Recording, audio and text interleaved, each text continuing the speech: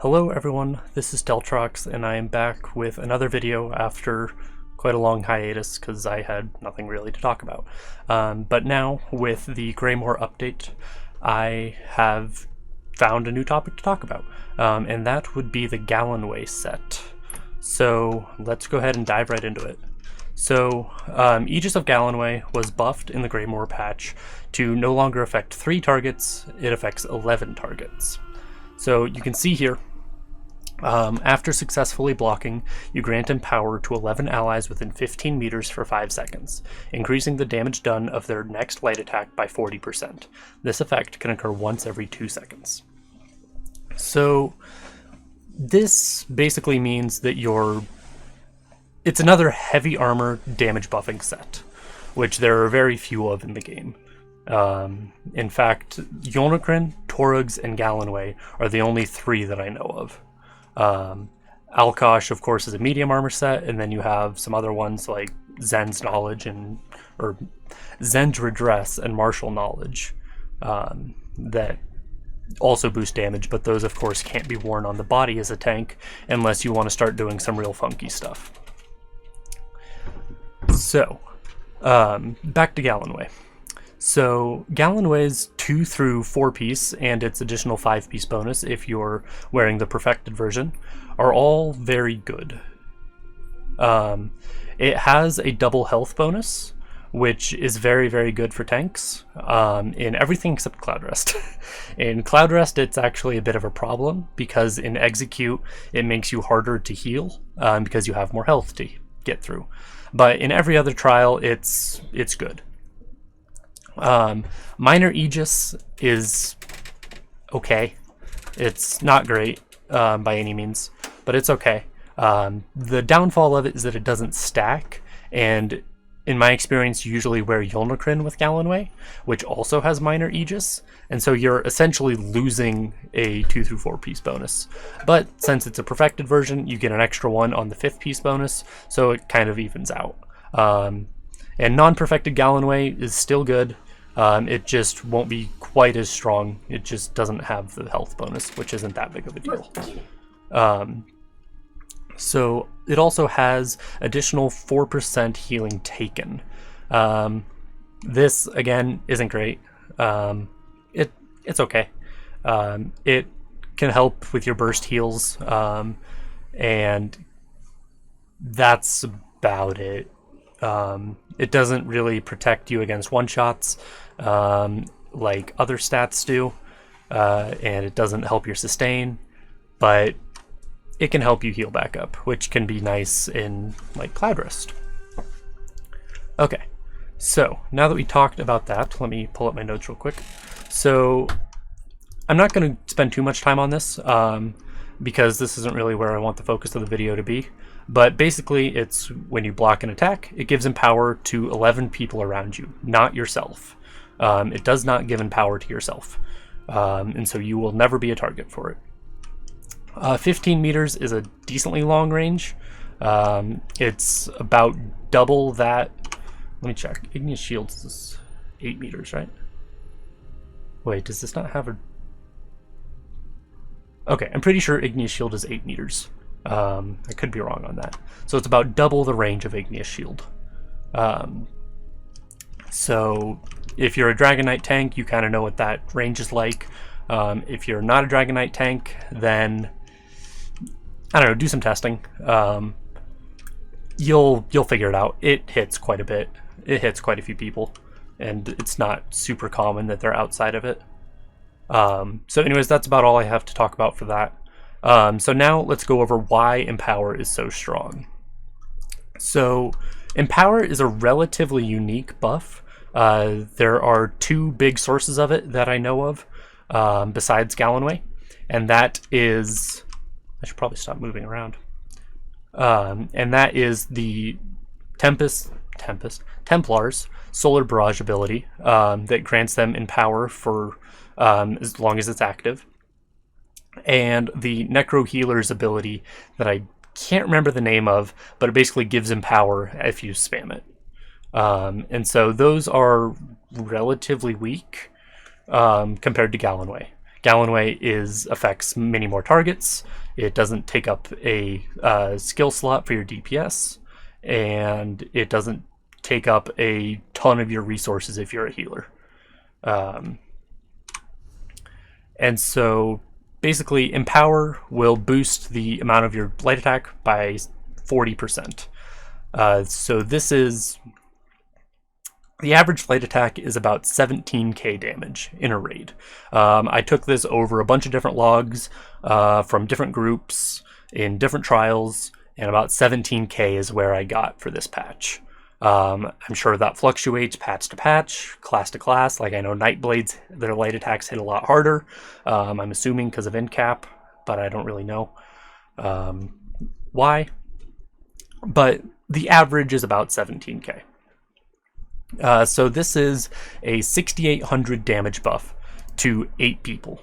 That's a total increase of 54,400 damage per proc. So healers and tanks are being counted as negligible because they're not built to do damage, so their light attacks don't deal as much damage.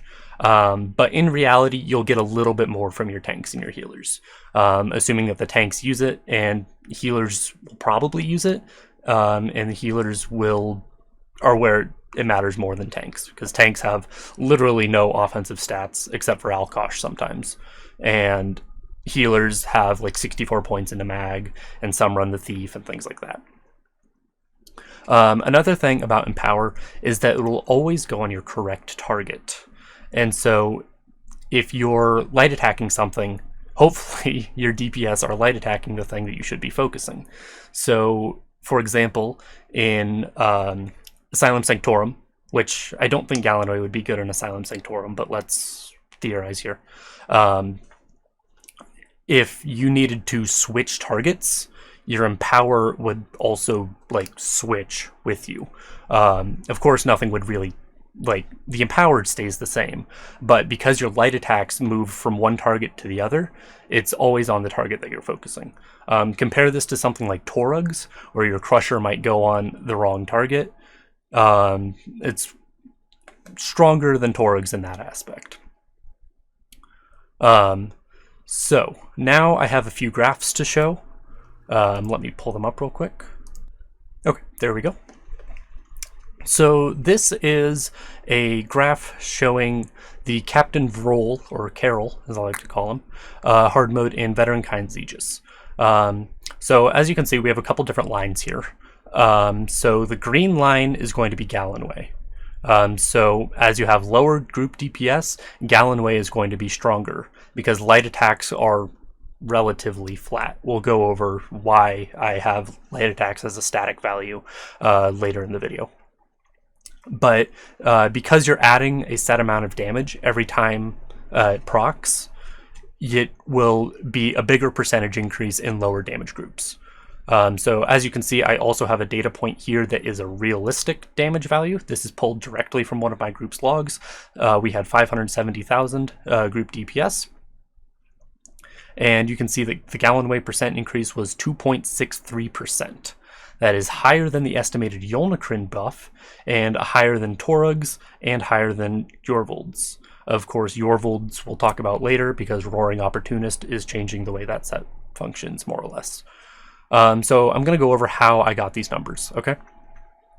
So Yorvold's and Yolnahkrin, I looked around at a bunch of different sources, and these are roughly what people were saying. There were people like the Asian God and Wrath of Innos that I took sources from, and in my experience, these seem about correct. And so it might be a little off, but it gives us an idea of where Yorvold's and Yolnahkrin are.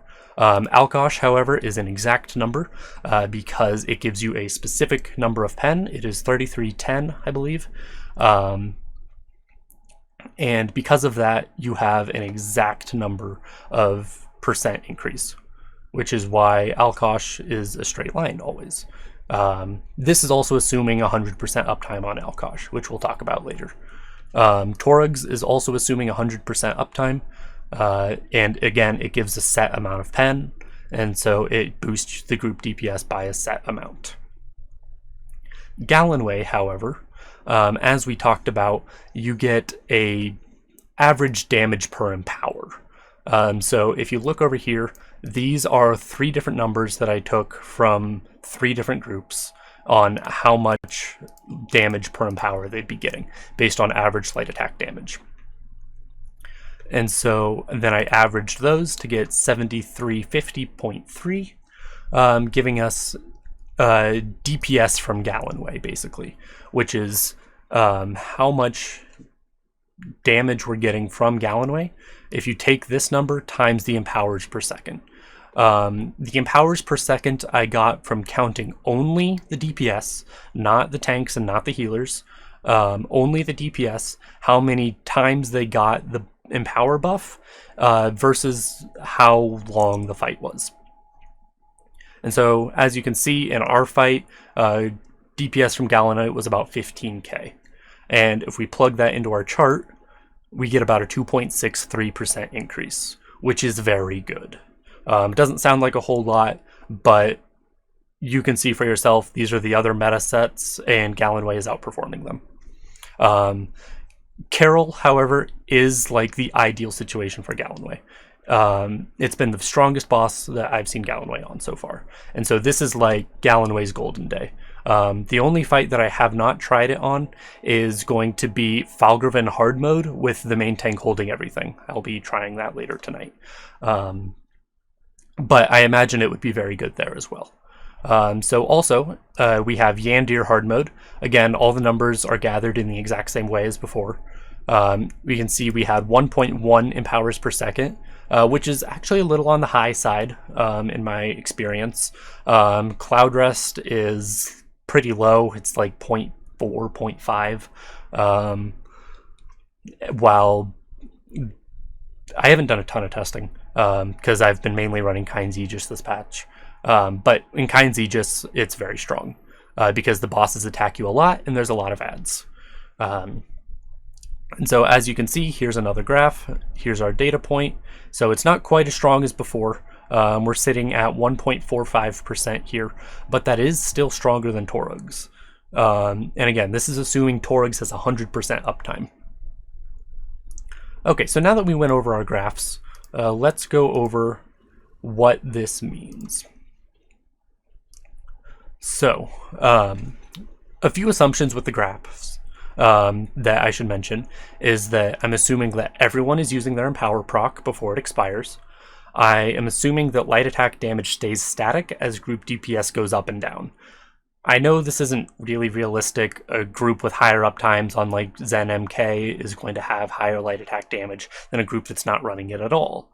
But that's why I added the specific data point for what an actual fight would be like, because then we know what the group damage is, we know what the light attack damage is, and we can directly compare them to see what Galenwe is like. Again, healer tank damage is negligible. In reality, it would probably add about 5 to 10k more damage per proc, which could be a couple hundred DPS to a couple thousand DPS increase. So really, it all depends. As I mentioned before, Yorvold's and Yolnahkrin are rough estimates from what I found in several reliable sources. Yorvold's is now a lot stronger because of Roaring Opportunist, meaning that it's not really a 0.8% increase anymore, but in case you're not running Roaring Opportunist for whatever reason, and just using it for the Horn uptime.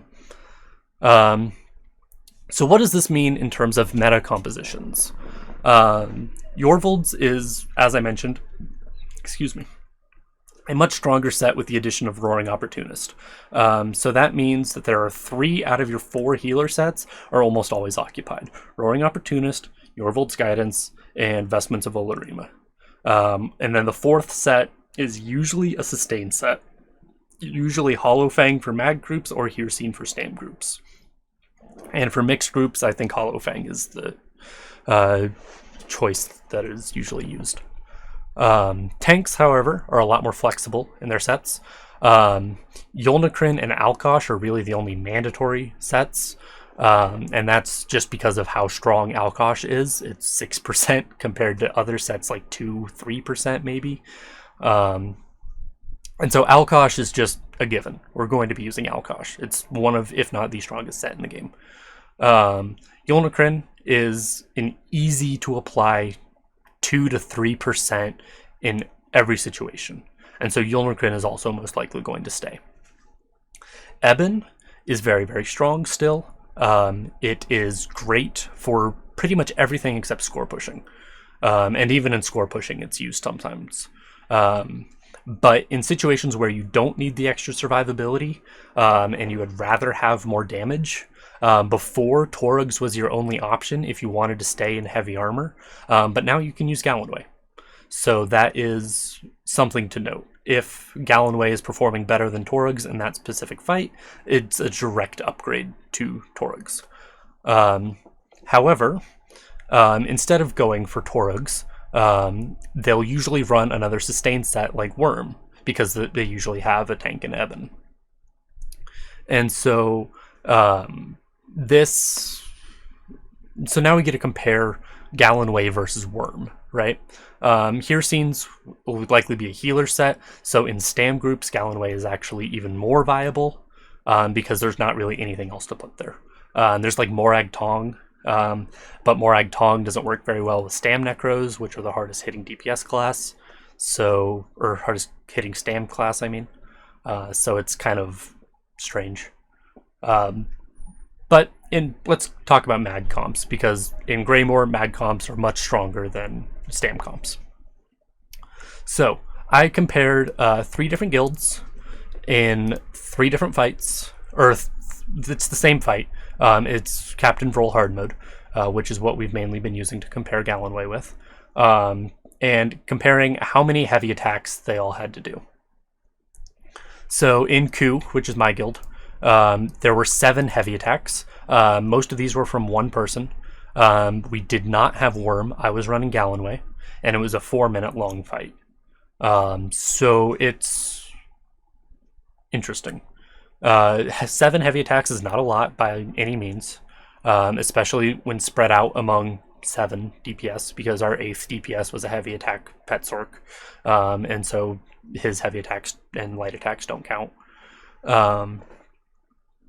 But 7 heavy attacks between 7 DPS, and it was roughly, I think, like 0.6 cast per minute. No, that's not right. Let me check that.